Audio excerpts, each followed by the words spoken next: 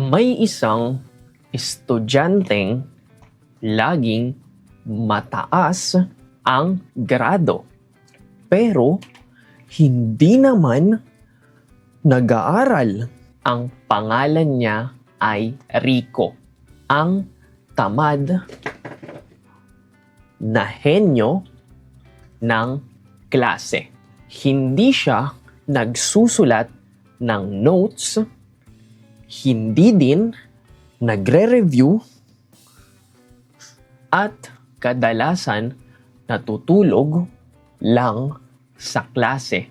Pero tuwing may exam, palagi siyang walang mali. Kaya naman lahat ay nagtataka kung paano niya nagagawa yung bagay na yun. Ito si Rico.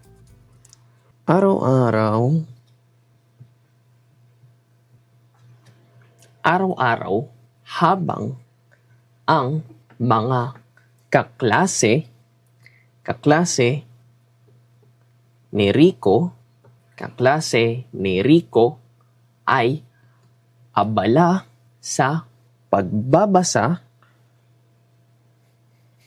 siya naman ay kumakain ng tinapay sa labas ng eskwelahan. Wala siyang stress, wala ding kaba.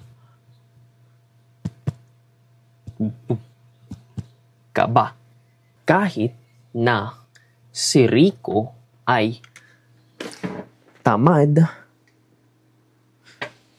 ay palagi pa din siyang nasa top.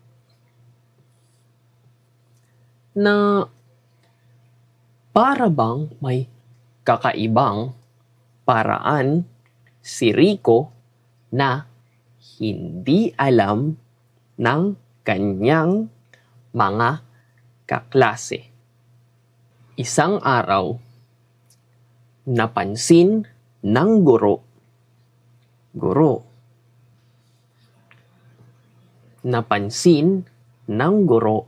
ang galing ni Rico.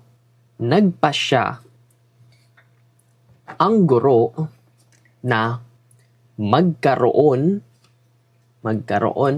ng biglaang exam o pagsusulit.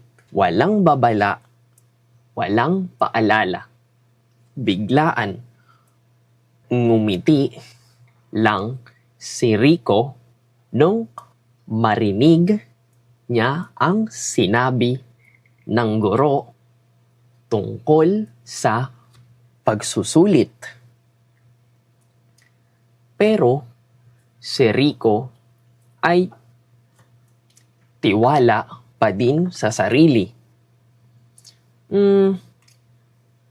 Kaso, nung makita na ni Rico ang papel na may mga sulat ng tanong, ay nagulat si Rico dahil ang mga tanong ay kakaiba. Mga tanong na wala sa pinag-aralan ngayong araw. Mga tanong na hindi niya alam. Habang lumilipas ang oras ay unti-unting nawawala ang ngiti ni Rico. Unti-unting nawawala.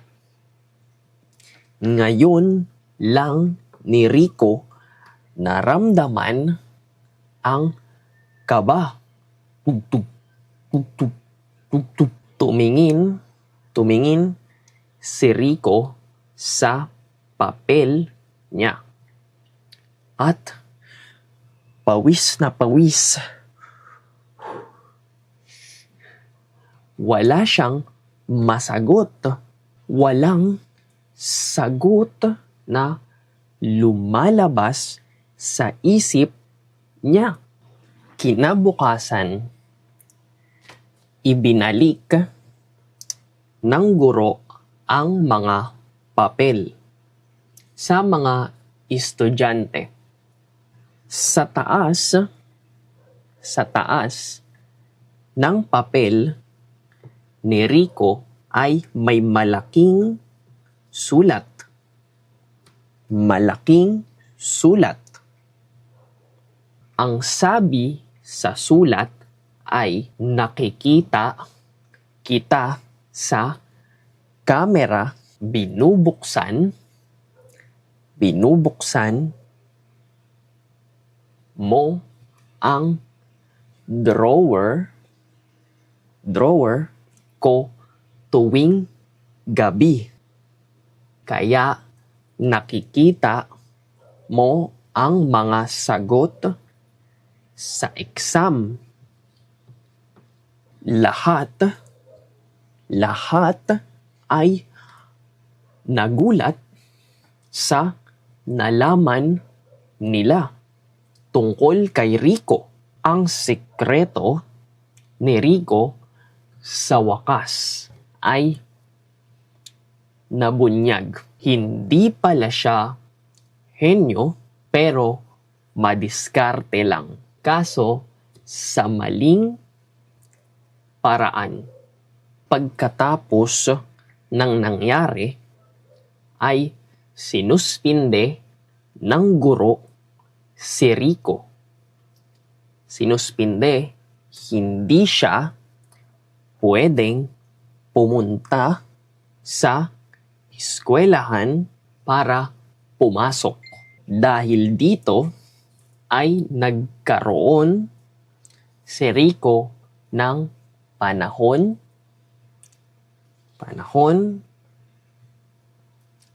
para mag-isip. Naisip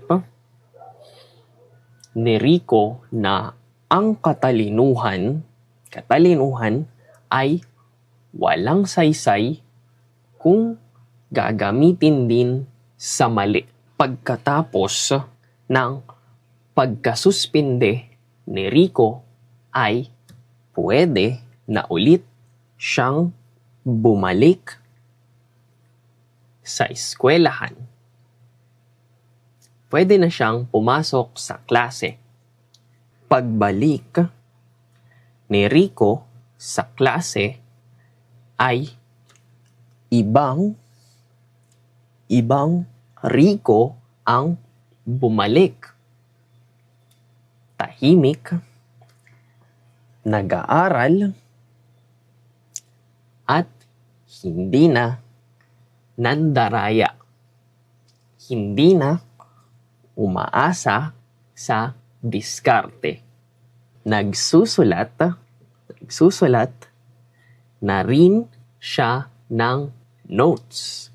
Sobrang sipag na ni Rico ngayon. Dumating ulit ang araw ng exam o pagsusulit, pero ngayon ay wala ng sikreto o pandaraya na ginawa si Rico. Kahit na hindi na mataas ang score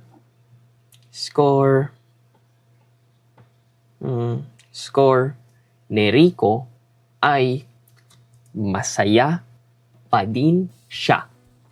Natutunan ni Rico na ang matatalino ay hindi lang basta matalino. Ikaw, nasubukan mo na din bang mangdaya sa exam noon? Isulat sa comment section sa ibaba. At huwag kalimutang i-like ang video na ito para tuloy-tuloy ang ating paggawa ng mga libreng videos na Tagalog Comprehensible Input. Paalam!